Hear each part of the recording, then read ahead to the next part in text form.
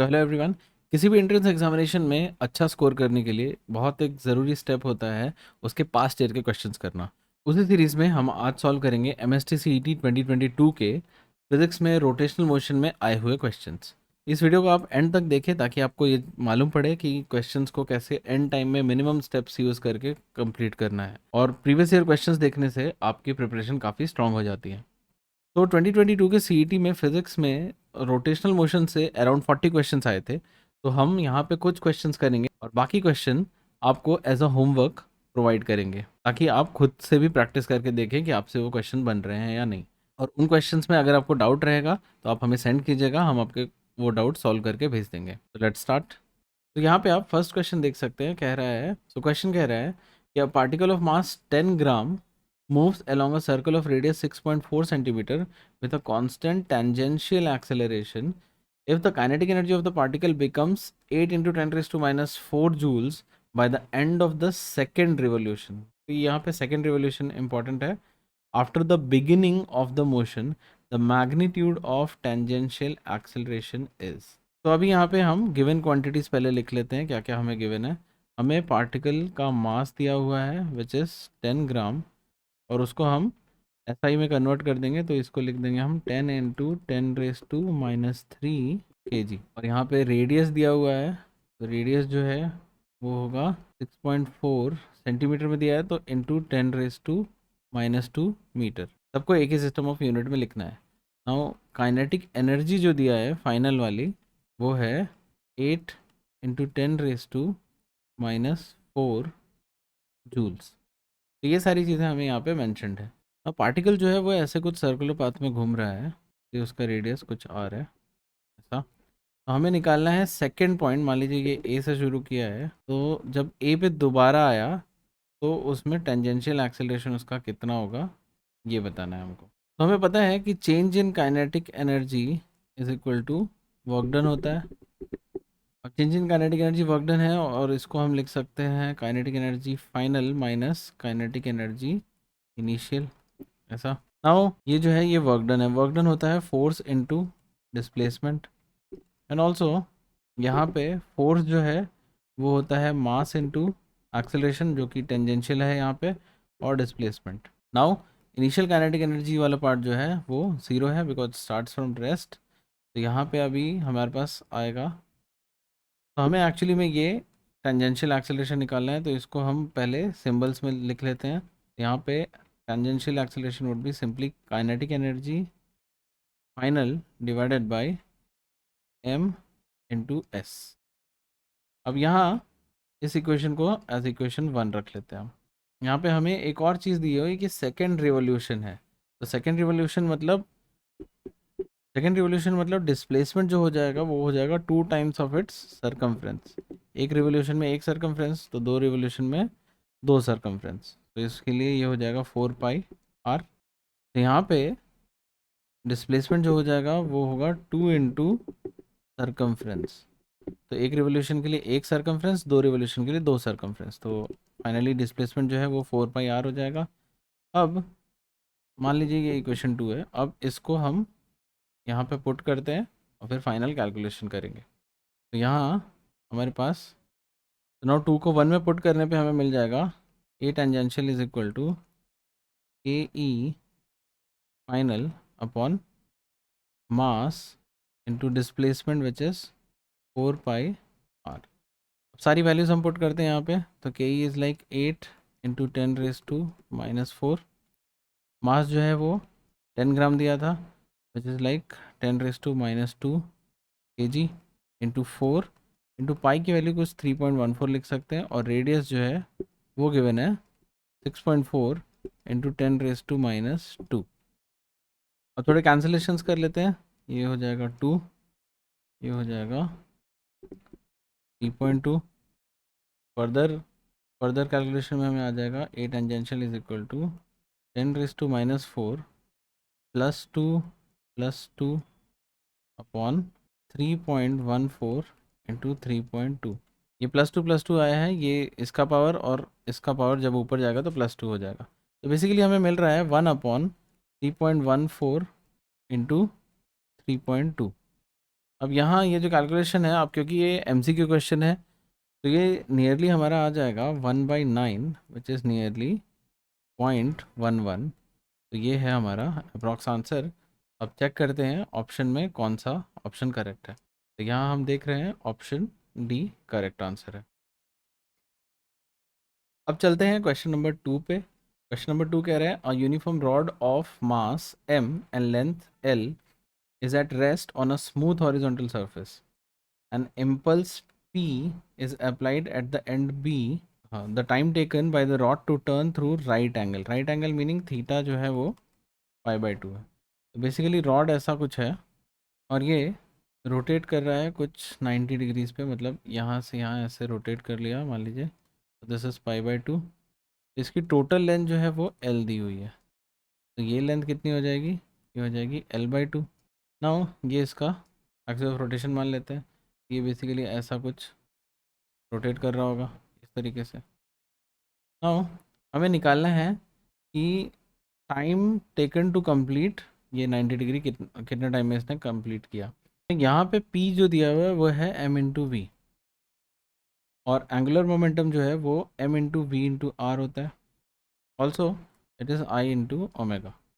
तो अभी अगर इसको इक्वेशन 1 लिखें, इसको 2 लिखें, तो 1 और 2 में अगर हम देखें तो m/v को मैं p लिख सकता हूँ, मतलब यहाँ पे मैं mv को रिप्लेस कर सकता हूँ। सो l हो जाएगा p/r इज इक्वल टू I/ओमेगा। नाउ अगर एक एंड के अबाउट एक रॉड रोटेट करता है एंड के अबाउट, तो उसका जो मोमेंट ऑफ इनर्शिया होता है वो होता है mL²/12। ये आपको याद रखना है। तो अभी हम इक्वेशन 3 मान लेते हैं इसको। अभी 3 में हम अप्लाई करते हैं ना। यहाँ पे r जो है वो है L/2 और I जो है वो है mL²/12 इंटू ओमेगा। और यहाँ पे अगर हम कैंसिलेशंस करें तो ये L कट जाएगा और हमारे पास टर्म आ जाएगा ओमेगा। तो अल्टीमेटली हमारे पास ओमेगा आ जाएगा P/6/m/L। तो ये आ गया हमारा ओमेगा का वैल्यू। तो इसको हम लिख लेते हैं से इक्वेशन 4। अब थीटा जो है वो है π/2 और theta is also angular velocity into time. हमें ये वाला जो टाइम है यही निकालना है। तो अब यहाँ हम देखते हैं t इज़ इक्वल टू कितना, π/2 ओमेगा, और ओमेगा की ये वैल्यू यहाँ पे पुट कर दो। तो t की वैल्यू आ जाएगी π/2 इंटू mL/6p। 1/ओमेगा है तो उसका रेसिप्रोकल ले लेंगे। अल्टीमेटली हमारा आंसर आ जाएगा π/12 mL/p। तो ये है हमारा फाइनल आंसर। अब देखते हैं कौन सा ऑप्शन सही है इसमें। हाँ, ऑप्शन डी करेक्ट है। तो अब आते हैं क्वेश्चन नंबर 3 पे। क्वेश्चन नंबर 3 कह रहा है, a particle is moving along a circular path with constant speed and centripetal acceleration a. If the speed is doubled, the ratio of acceleration after and before the change. Meaning अगर initial acceleration को a1 माने और final acceleration को a2 माने, तो a2/a1 चाहिए हमें। अब हमें पता है कि एक्सेलरेशन जो जनरल होता है सेंट्रीपिटल वो v²/r होता है। तो इससे हमें ये पता लग रहा है कि a is proportional to v²।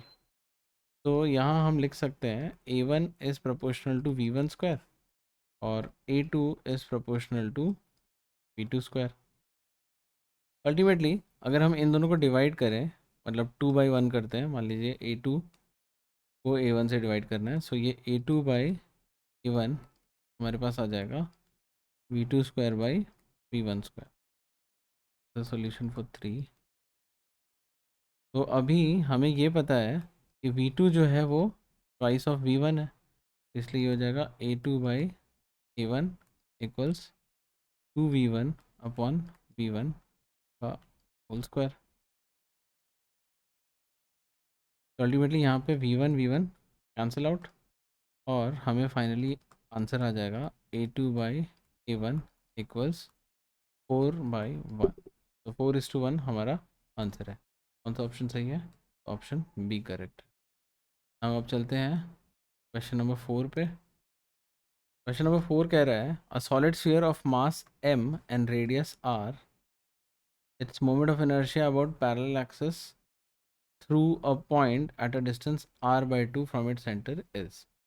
तो यहाँ पहले हम डायग्राम बना लेते हैं। ये एक सॉलिड स्फीयर है, ठीक है। सेंटर ऑफ मास के अबाउट जो एक्सिस है वो ये ओमेगा। नाउ अभी हमें इस एक्सिस के अबाउट चाहिए मोमेंट ऑफ इनर्शिया, जो सेंटर से r/2 डिस्टेंस पर है।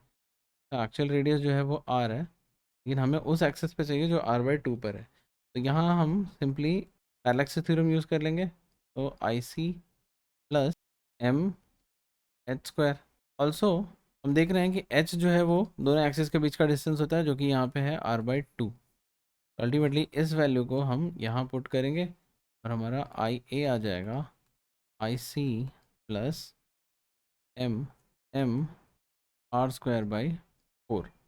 और moment of inertia of a sphere about it centre of mass जो है वो होता है 2/5 mr स्क्वायर प्लस इन mr²/4। इसको ऐड करेंगे और इसको सिंप्लीफाई करने पे हम क्या करते हैं कि 2/5 प्लस 1/4 ऐसे रख देते हैं और mr² कॉमन ले लेते हैं। अल्टीमेटली ये हो जाएगा 8 + 5 13/20 mr²।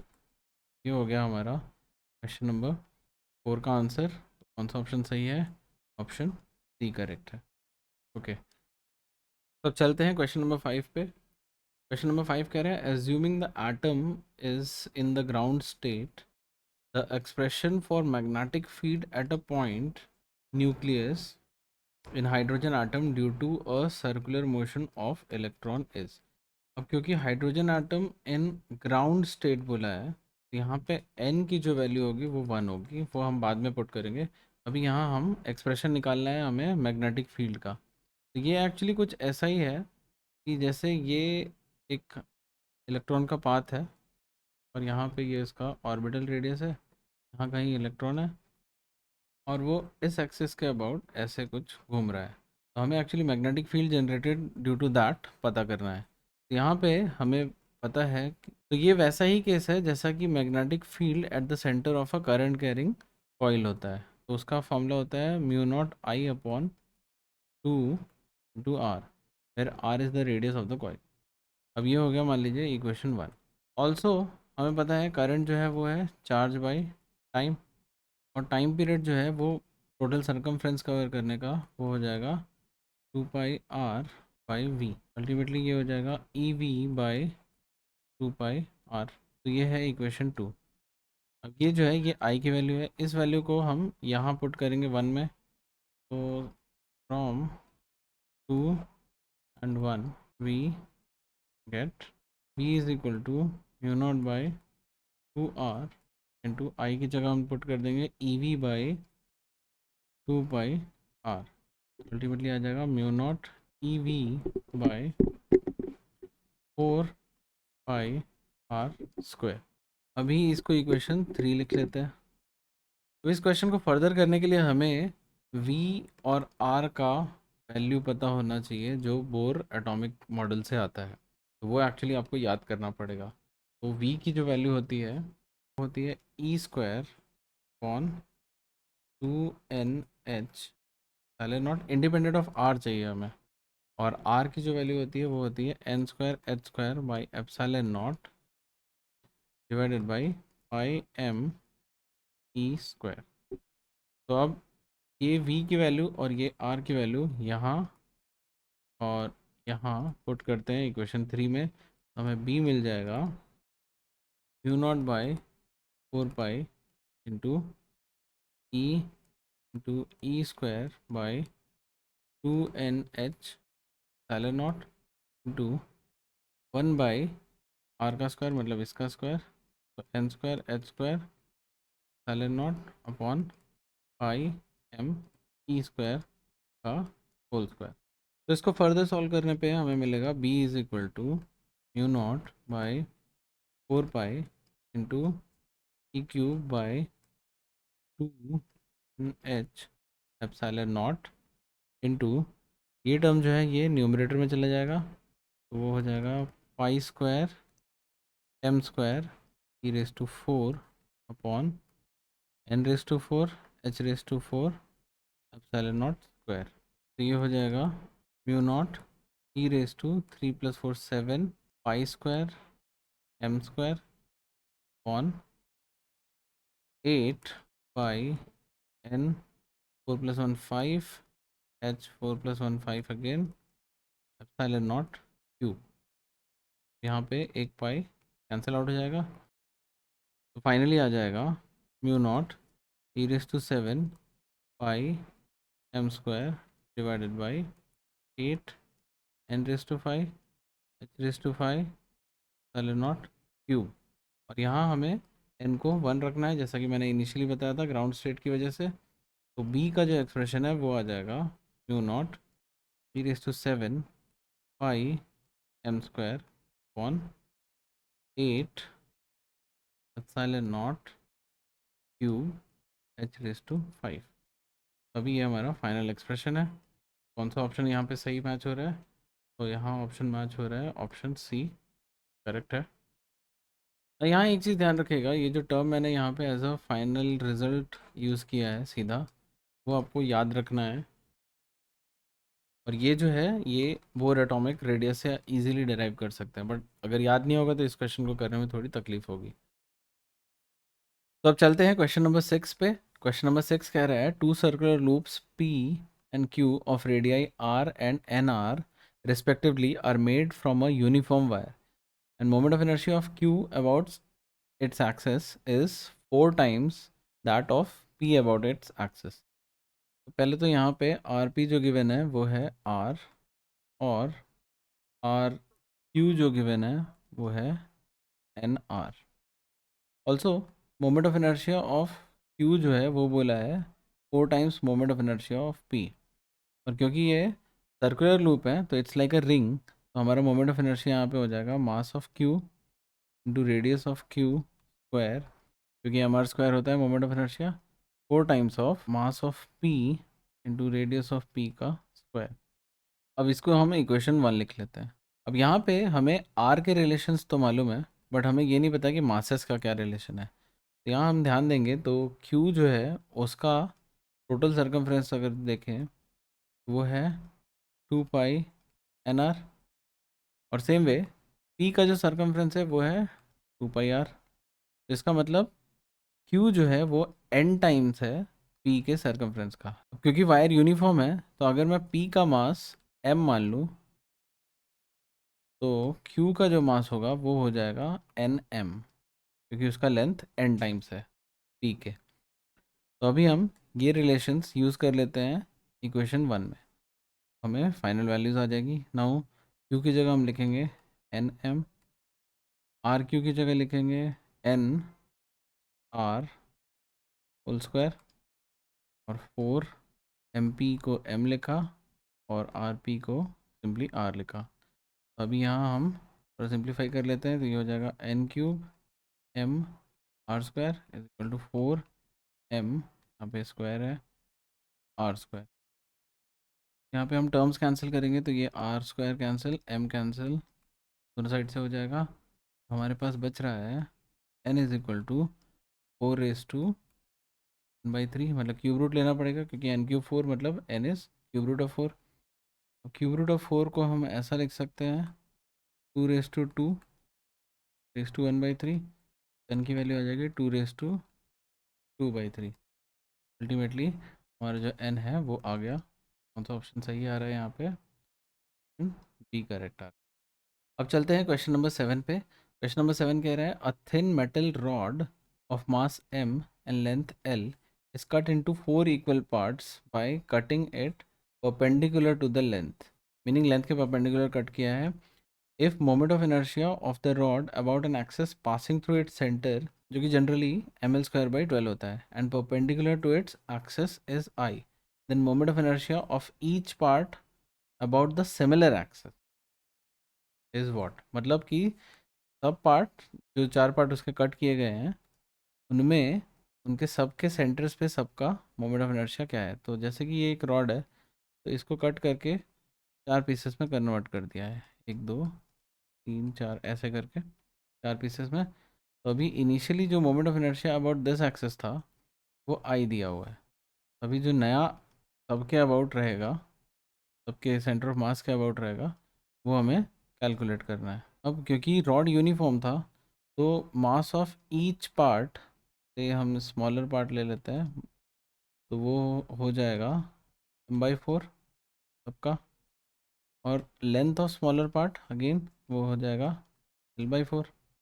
4 इक्वल पार्ट्स में डिवाइड किया गया है। तो अभी उसके मोमेंट ऑफ इनर्शिया अगर हमें निकालना है, लेंथ l/4 है और मास m/4 है, तो उसके लिए हमें थोड़ा सा यहाँ पे डायग्राम बनाना पड़ेगा।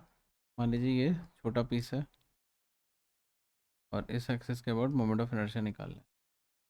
टोटल लेंथ जो इसका है वो है l/4 और टोटल मास जो है वो है by4। हमें सिंपली इसके अबाउट मोमेंट ऑफ इनर्शिया निकालना है, तो यहाँ हम सीधा मोमेंट ऑफ इनर्शिया का फॉर्मूला यूज़ करेंगे। आई डैश ले लेते हैं इसको, वो सिंपली है, तो सिंपली अबाउट दिस एक्सिस जो रॉड के लिए होता है वो है यहाँ पे स्मॉल मास ले लेते हैं, फिर ml²/12 होता है, तो यहाँ पे length of small by 12। Simply this becomes mass of smaller piece कितना है m/4 into length of smaller piece कितना है l/4 का स्क्वायर है by 12। Ultimately m l²/4 to 16 into 12। यहाँ हमारे पास आ जाएगा 1/64 इंटू ml²/12। ये तो हमारे ओरिजिनल रॉड का मोमेंट ऑफ इनर्शिया है। अल्टीमेटली हमारे पास आ जाएगा 1/64 टाइम्स ऑफ आई। कौन सा ऑप्शन सही आ रहा है इसमें? और ऑप्शन ए करेक्ट आ रहा है। आगे बढ़ते हैं, तो अब चलते हैं क्वेश्चन नंबर 8 पे। क्वेश्चन नंबर 8 कह रहा है कि a charge moves in a circular path perpendicular to the magnetic field, the time period of revolution is independent of which of the following. यहाँ हमारा सर्कुलर मोशन का जो ज्ञान है वो यूज़ होगा। यहाँ पे अगर सर्कुलर पाथ में मूव कर रहा है तो उसको एक सेंट्रीपिटल फोर्स चाहिए। This force is provided by magnetic field which is BQV। चाहिए मैग्नेटिक फील्ड के लिए फोर्स होता है अगर चार्ज कुछ v वेलोसिटी से वहाँ पे मूव कर रहा है। तो नाउ यहाँ v गेट कैंसिल, हमारे पास आ जाएगा mv/r is equal to pq। Also v is equal to r omega and omega is 2π/t, तो उसको हम यहाँ यूज करते हैं। ये हो जाएगा m/r इंटू v की जगह r ओमेगा यानी 2π/t इक्वल्स bq। अल्टीमेटली हमारा टारगेट कैंसिल और फिर टाइम पीरियड आ जाएगा अल्टीमेटली 2πm/bq। सिंपली ये टाइम पीरियड का इक्वेशन आ गया। तो अब जरा ऑप्शंस देखते हैं। ऑप्शन ए कह रहा है कि स्ट्रेंथ ऑफ चार्ज, लेकिन यहाँ चार्ज पे डिपेंड तो कर रहा है, तो ये कट, इसलिए ये कट हो गया। देन मैग्नेटिक फील्ड यहाँ पे ऑलरेडी डिपेंड कर रहा है, तो इसलिए ये भी कट हो गया। मास ऑफ द चार्ज यहाँ पे है, ये भी कट हो गया।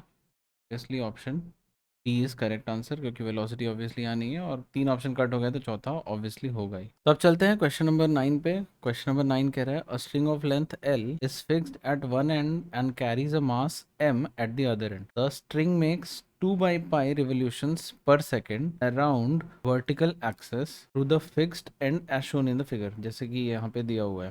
Then the tension in the string is, तो हमें यहाँ पे टेंशन इन द स्ट्रिंग निकालना है। तो पहले इसका फ्री बॉडी डायग्राम बना लेते हैं। इसका वेट एक्ट करेगा नीचे, ऐसा कुछ mg, टेंशन इस तरफ एक्ट करेगा और टेंशन के हम कंपोनेंट्स बना सकते हैं। ये v थीटा होगा, तो ये हो जाएगा t cos थीटा, हो जाएगा t sin थीटा। अब ये पार्ट जो है वो है r। अल्टीमेटली अगर हम देखें तो यहाँ पे t sin थीटा जो है वो हमें दे रहा है mv²/r, मतलब centripetal acceleration t sin theta की वजह से मिल रहा है। तो यहाँ पे हम लिख सकते हैं t is equal to mv²/r into 1/sin theta. और ये जो ट्राइंगल है यहाँ पे, मतलब अगर इसको नाम दे दें OAB, तो अगर अलग से बनाए तो ऐसा कुछ ट्राइंगल है OAB, यह थीटा। तो इस ट्राइंगल में अगर मैं साइन थीटा बोलूँ तो क्या मिलेगा? Sine theta would be opposite bye hypo, meaning r/l। तो इसलिए यहाँ पे हम सिंप्लीफाई करते हैं टेंशन, तो ये हो जाएगा mv²/r इंटू 1/r/l, ऐसा।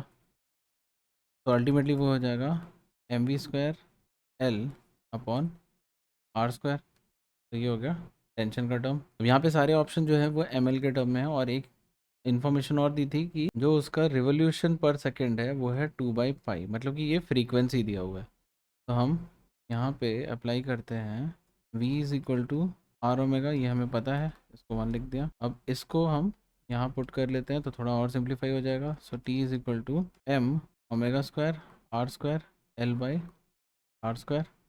यहाँ पे R get cancel, ultimately t हमारे पास आ जाएगा m omega square L, simply ये। तो इसको इक्वेशन 2 लिखते हैं।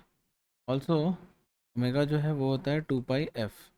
अब यहाँ पे फ्रीक्वेंसी जो दिया हुआ है वो दिया हुआ है 2/π इंटू 2/π, अल्टीमेटली पाई गेट कैंसिल, और ओमेगा की वैल्यू आ रही है 4। तो अब इस ओमेगा को हम यहाँ पुट कर लेते हैं, हमारा टेंशन आ जाएगा। ये आ जाएगा m into 4 square which is like 16l। तो 16ml, दैट्स आवर आंसर। तो कौन सा ऑप्शन सही आ रहा है? ऑप्शन ए करेक्ट है।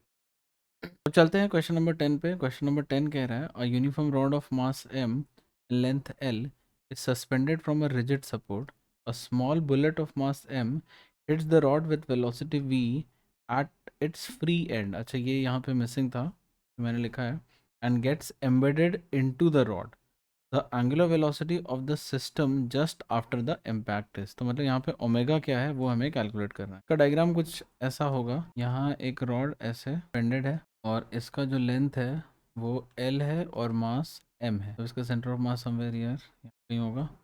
अब ये एक बुलेट है जो आ रहा है और यहाँ पे एम्बेडेड हो गया। फिर जब ये ऐसे घूमेगा उस टाइम पे ओमेगा क्या है वो हमें बताना है। तो अभी इस केस में क्योंकि कोई एक्सटर्नल फोर्स नहीं है तो एंगुलर मोमेंटम कंजर्व है। एंगुलर मोमेंटम हम initial is equal to angular momentum final. अब इनिशियली जो रॉड स्टेशनरी था तो initial angular momentum is only because of this bullet, क्योंकि यही एक मूविंग चीज़ थी उस समय। यहाँ पे हो जाएगा mv_l, तो ये इनिशियल एंगुलर मोमेंटम हो गया। और फाइनल एंगुलर मोमेंटम हो जाएगा I of the system into omega, because l is equal to I omega. यहाँ आई ऑफ द सिस्टम कहने का मतलब है कि बुलेट और रॉड का जो कॉम्बिनेशन है उसका moment of inertia. Now no external torque है, इसलिए angular momentum initial is equal to angular momentum final. ये इक्वेशन 2 हो गया। तो यहाँ हम लिख सकते हैं mv_l is equal to I of system को हम लिख सकते हैं I of the rod plus I of the bullet into omega. अभी फर्दर अगर सॉल्व करें तो mv_l is equal to moment of inertia of the rod about one of its end जो है वो होता है ml²/3 plus now moment of inertia of the bullet हो जाएगा m इंटू l²।